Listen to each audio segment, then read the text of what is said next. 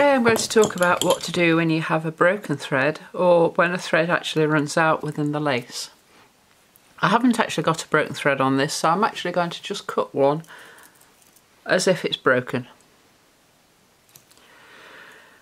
So I've broken a thread and it's right in the middle of this ground, which we don't want to actually join in the middle of the ground because this would show.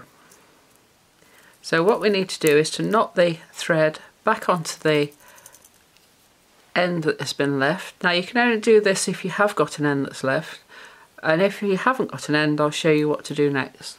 So we take the thread and we put a slip loop in it.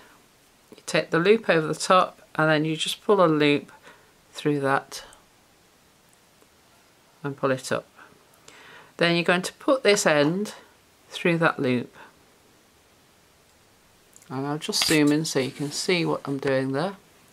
Hopefully. Hold the end, get the end of the one that you've put the knot on,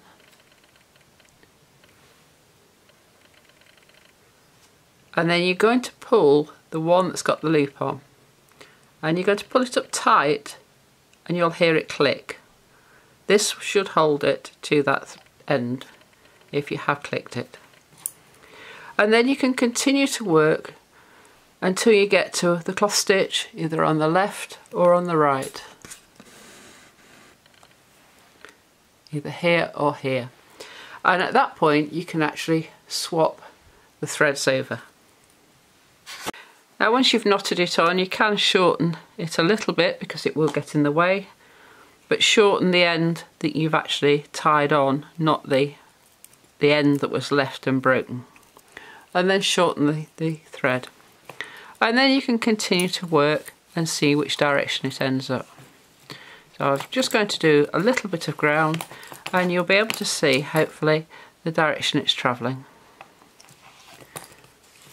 So here, and it's travelling to the left, which means I'm going to end up with it in the head side.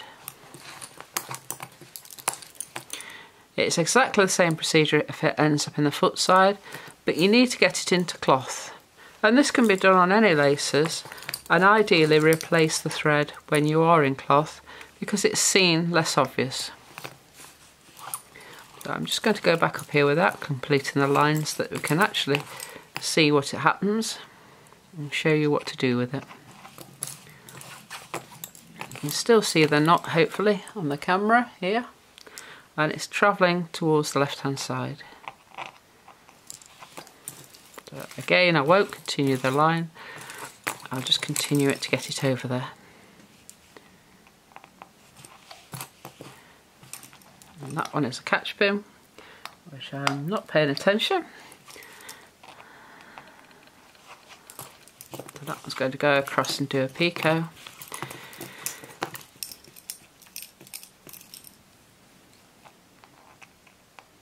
Now it's very good when you do get a length left on the bobbin, but if you haven't got this length left then you have to try a different technique, which I shall cover in a moment.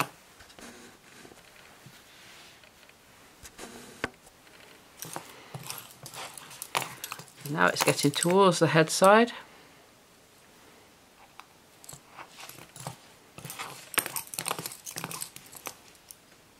And this will travel all the way out to do a picot. Now that is a problem.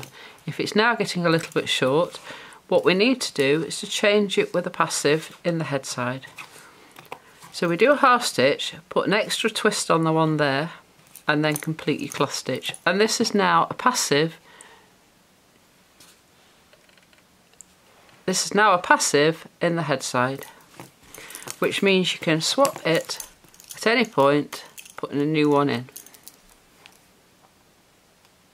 just by putting the extra twist to change it with a passive. And that won't be noticeable later. Now once you've got this into the head side and you've maybe worked a few stitches with it as a passive, we can then look at replacing it. And this would be the way if you'd actually broken the thread and you hadn't got an end, you would have to drop another pair in or another single thread in to replace it.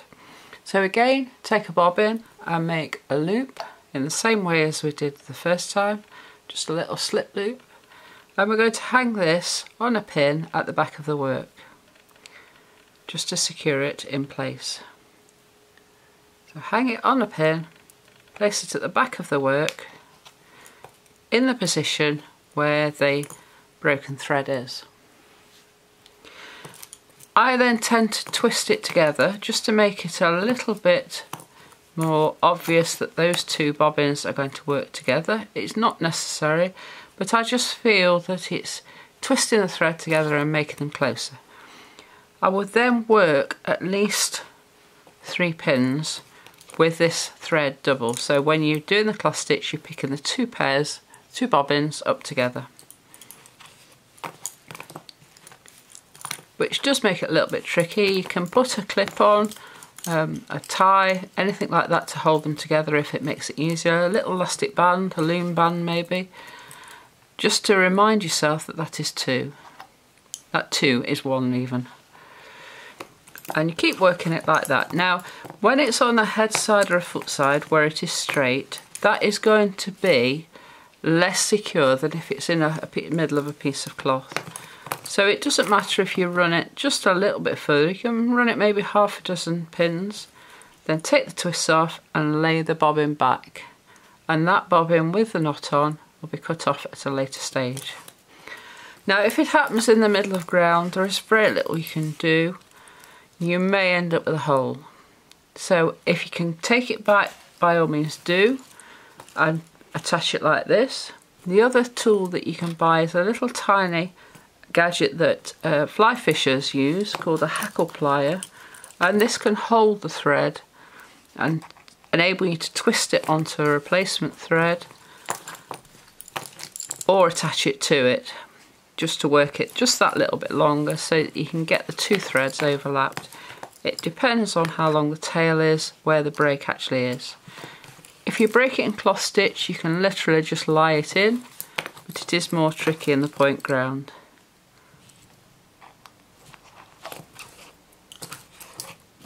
So I would literally just lie a pair in like that and work through it a few times. I hope that's been helpful. It's a technique that many people seem to struggle with. I hope it's helped you today to replace threads. You can do it in all pieces of lace, but ideally do it in cloth stitch. If it's not possible to do it in cloth stitch, you will still replace it in the same way and run it double, but it may show up slightly more. Hope that's helped. Thanks for watching. Give me a thumbs up and a subscription. That would be really helpful to help the figures. And hope to see you again soon. Just let me know if there's anything you particularly want to see. Thanks for watching.